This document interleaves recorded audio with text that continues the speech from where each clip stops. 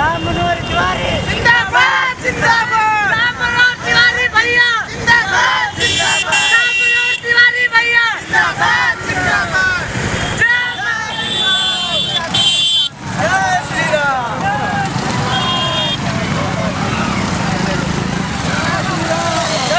श्री राम। जय श्री राम।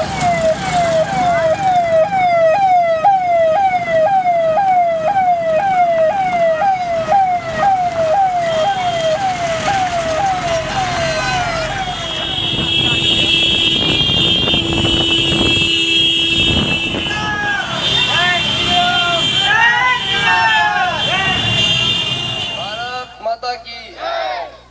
मित्रों, आज इस महापुरुष का जयंती है। वो तेन तेन भुंजीथा माँ गिरधा कस्मित सुदम, त्याग वैराग की प्रतिमूर्ति, अंत्योदय के प्रणेता, एकात्म मानववाद के उद्घोषक, समाज के आखिरी व्यक्ति में बड़े खड़े हुए व्यक्ति के जीवन में कैसे रोशनी आए।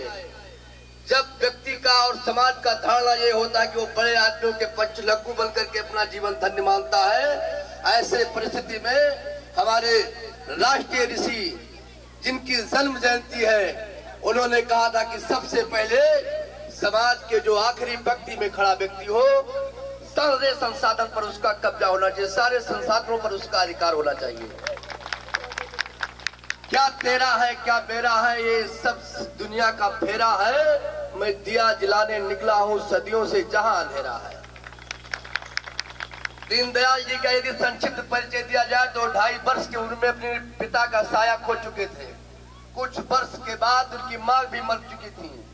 वो अपने नाना के यहाँ पढ़ने गए, नाना जी का भी मृत्यु हो गया। इसके बाद वो विकट परिस्थिति में रहकर जब उनके मामा जी किताब पढ़ते थे, पढ़ने के बाद रखते थे तो सरकारी लाइट के नीचे बैठ करके अध्ययन करते थे। लेकिन वो दीनदयाल जी अपने बोर्ड में, अपनी कक्षा में हमेशा टॉपर रहे, हमेशा टॉपर थे। जिस बोर्ड में उन्होंने इम्तिहान दिया उसमें टॉप थे, जिस क्लास में इम्तिहान दिया उसमें टॉप थे, जिस विद्यालय से इम्तिहान दिया उसमें वो टॉप थे। और जो आज IAS की डिग्री होती है, इसके समकक्ष डिग्री उन्होंने उत्तीर्ण की। इसके बाद भी उन्होंने कोई नौकरी चाकरी न करके अपितु भारत और भारतीय के गौरव को बढ़ाने के लिए दुनिया में जो आर्यावर्त का स्थान था, विश्व गुरु का स्थान था, भारत और माँ भारती का आंचल उसी तरीके से पूरे विश्व में लहराए, इसके लिए उन्होंने अपना पूरा जीवन हमारे आप के लिए खपा दिया। उनका सपना था कि समाज का आखिरी पायदान का व्यक्ति, समाज के जो आखिरी लाइन में जो जैसे हमारा देश आजाद हुआ लेकिन आर्थिक असमानता, स्वानों को मिलता दूध भात, भूखे बालक अकुलाते हैं, बाकी हड्डी से चिपक ठिठुर जाड़े की रात बिताते हैं। अबला के भूषण बसन बेच जब ब्याज चुकाए जाते हैं तब मालिक तेल फुलेलों पर पानी सा द्रव्य बहाते हैं। पापी भारत का अहंकार, रामधारी सिंह की लाइन है। एक तरफ विकास की इतनी योजना, इतने संसाधन कि उनके बच्चे शराब और ऐसा आराम पर पैसे खर्च करते हैं, और एक तरफ लपक चाटते झूठे पत्नी। जिस दिन देखा मैं नर को उस दिन मन में आया कि आग लगा दो इस जग को। एक तरफ गरीबी की पराकाष्ठा, एक तरफ अमीरी की पराकाष्ठा। ऐसे में उन्होंने समाज के आखिरी पायदान के व्यक्ति के जीवन में रोशनी लाने के लिए अपना पूरा जीवन, तिल तिल जीवन गला गला के समाज को, राष्ट्र को मजबूत करने के लिए किया। हिंदुस्तान या भारतवर्ष जहाँ का नौनिहाल सोने का, जहाँ का नौनिहाल शेरों का दांत गिनता था, जिस देश को सोने की चिड़िया कहा जाता था, जिस देश को ने पूरे दुनिया को ज्ञान, विज्ञान, श्रम, साहस, शौर्य का शिक्षा दिया था, वह देश दुनिया की नजर में बीमारू राष्ट्र की श्रेणी में खड़ा है। वह राष्ट्र अपने गौरवशाली स्थान पर पुनर्स्थापित हो, इसके लिए दीनदयाल जी ने अपने जीवन को खपा दिया। जैसे कोई एक बीज स्वयं की शहादत स्वीकार करके, स्वयं की कुर्बानी देकर एक वृक्ष के रूप में पैदा होता है, उसके फल होते हैं। पंडित अटल बिहारी वाजपेयी जो सामान्य परिवार से उठ के आए थे, हमारे पूरे दुनिया के यशस्वी लोकप्रिय प्रधानमंत्री नरेंद्र दामोदर दास मोदी जी जो समाज के बॉटम क्लास के थे, जिनकी माँ जिनके पिताजी गिलास धुलते थे, एक लेबर क्लास का काम करते थे, उस परिवार से निकल करके पूरे दुनिया को एक सनातन संस्कृति का सशक्त सुपुत्र होने का गौरव प्राप्त हो रहा है। पूरे दुनिया में आज हिंदुस्तान अग्रिम पंक्ति में खड़ा है। वो बॉटम क्लास का उस गरीब परिवार का बेटा जब आगे गया तो यह गौरव हम लोगों को, हमारे देश को हासिल हुआ। ये उसी वृक्ष का फल है।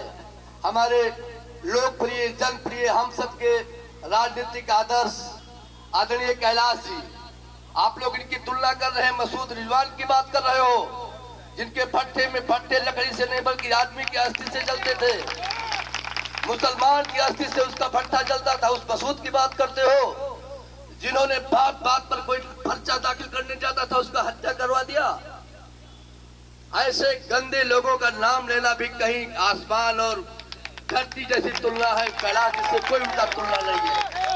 एक दुर्भाग्य हमारे क्षेत्र का कि जिन लोगों को जेल के सलाखों के पीछे होना चाहिए था, वो आज संसद और विधायिका में बैठ के कानून बना रहे हैं। ये हमारे देश के लिए, हमारे आने वाले नौनिहाल पीढ़ी के लिए ये कलंक है कि जिनको सलाखों के नीचे होना चाहिए, जिनको जेल में होना चाहिए, वो न्यायपालिका और कार्यपालिका और विधायिका में बैठ के कानून का संशोधन कर रहे हैं। और हम लोग अपने आप को बड़े बुद्धिमान और विद्वान मानते हैं। मित्रों, कोई भी समाज, कोई भी सरकार, कोई भी राष्ट्र संस्कार से चलते हैं, सिद्धांत से चलते हैं, व्यक्ति निष्ठा से या किसी बहुत बड़े आदमी के चापलूसी और चाटवारी से जीवन नहीं चलता है। आपको संघर्ष करना पड़ेगा। हम लोग जिस विद्यालय में पढ़े हैं, 11वीं 12वीं का छात्र था, मैं सबसे पहले बोलना और सम्मान पाना इसी विद्यालय से सीखा हूँ। इसलिए धरती हमारे लिए वंदनीय है, नमनीय है। हम लोगों के पास साइकिल नहीं थी, हम लोग पैदल आते थे पढ़ने के लिए। हम लोगों के पास पर्याप्त वस्त्र नहीं थे कि इस विद्यालय में आकर हम लोग पढ़े। ड्रेस के कपड़े नहीं थे, उसके लिए हम लोगों ने प्राचार्य महोदय से निवेदन किया था कि मान्यवर हम ड्रेस नहीं सिलवा सकते, हमें पढ़ने दीजिए। ऐसे व्यक्ति को, जिस दीनदयाल जी के विचार का परिणाम है कि आज हम लोग जिले की सबसे महत्वपूर्ण कुर्सी पर बैठकर और हमेशा सोचते हैं कि समाज के आखिरी व्यक्ति, जो समाज के आखिरी पायदान पर खड़ा व्यक्ति, उसके जीवन में रोशनी कैसे आवे। कोई छोटे परिवार में है, अगर कोई विपन्न परिवार में, उसके लिए हम लोग क्या कर सकते हैं। खुले मंच से कह रहा हूँ, कभी कोई आवश्यकता हो, सामान्य परिवार का लड़का, छोटे परिवार का, किसी भज्जात, किसी भी बिरादरी का, उसके शिक्षा स्वास्थ्य या और कोई मूलभूत आवश्यकता हो, आप लोग हमें आदेश करें। हम उनकी सेवा में यदि अपने आप को लगा सको तो मैं अपने जीवन की अब बहुत कहने की आवश्यकता नहीं। ये पशुता का युग नहीं, मनुष्यता का युग है। और मनुष्यता के लिए मनुष्य का नेतृत्व मनुष्य ही करे। तो मनुष्यता का मतलब ये होता है कि मार काट नहीं, बल्कि संस्कार और विचार से।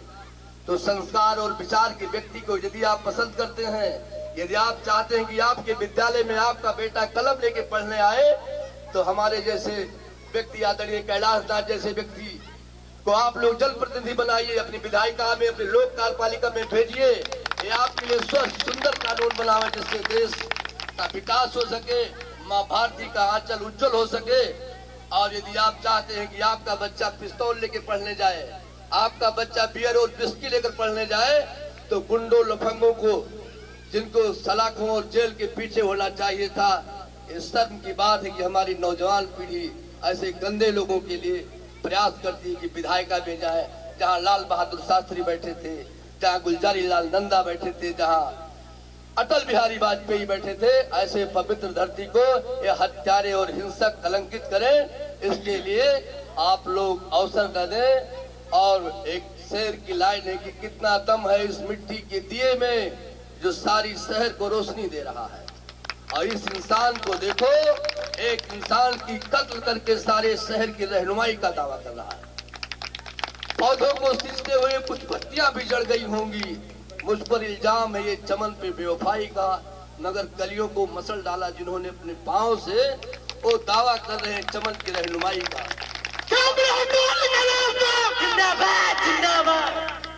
अपने सुख सुविधा के लिए जिन्होंने हत्या और हिंसा का रास्ता अख्तियार कर लिया हो, जिनके क्रोध की सीमाएं कट रही हो, सामान्य बात पर जिसने इंसान को ईश्वर का सबसे अलौकिक जीव मनुष्य उसको सामान्य स्वार्थ की जिसने हत्या और हिंसा के घाट उतार दिया हो, वो मनुष्यता का नेतृत्व करे। वह रामकृष्ण और ऐसे महान देश का नेतृत्व करे।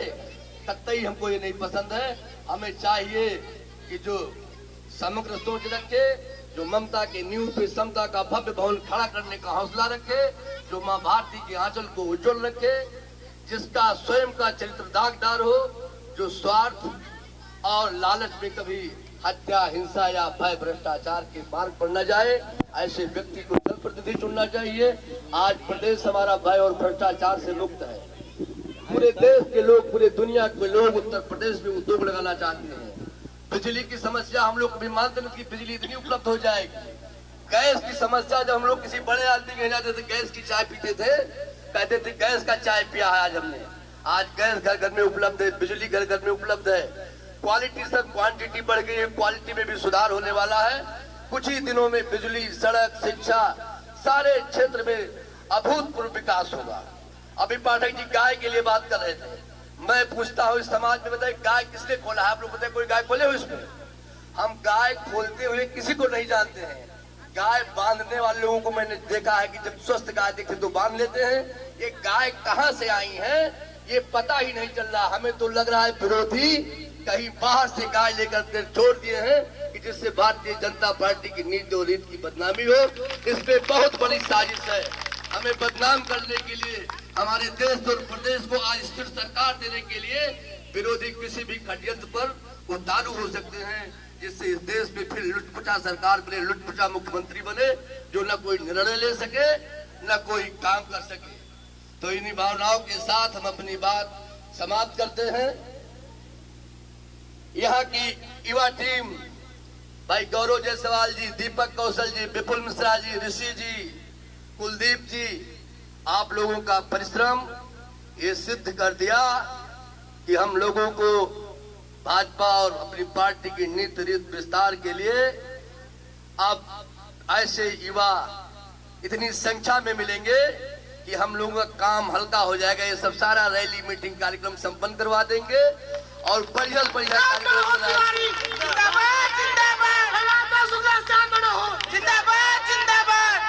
इन युवाओं को भगवान सद्बुद्धि दे, शक्ति दे, सामर्थ्य दे। ये किसी बड़े आदमी या किसी पूंजीपति के चंगुल में न फंसकर उस प्रात पर ब्रह्म श्री भगवान कृष्ण के आस्था और विश्वास पर काम करे। वो परमात्मा अखिलेश्वर है अवलंबन को।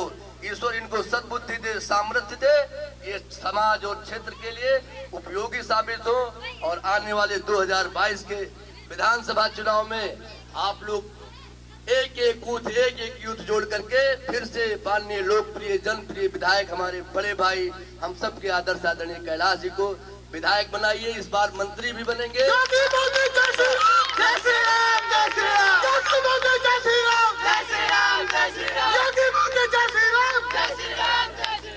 सारे शेष काम संपन्न हो जाएंगे। और ये जो कन्फुसवा लोग हैं, ये लोग वैसे जैसे कन्फुकई कर रहे हैं वैसे करते रह जाएंगे। हम चले तो तुम चलो, तो चल पड़ेगी कारवां। इस जमी की बात हुई क्या, जीत लेंगे आसमां। बहुत बहुत धन्यवाद।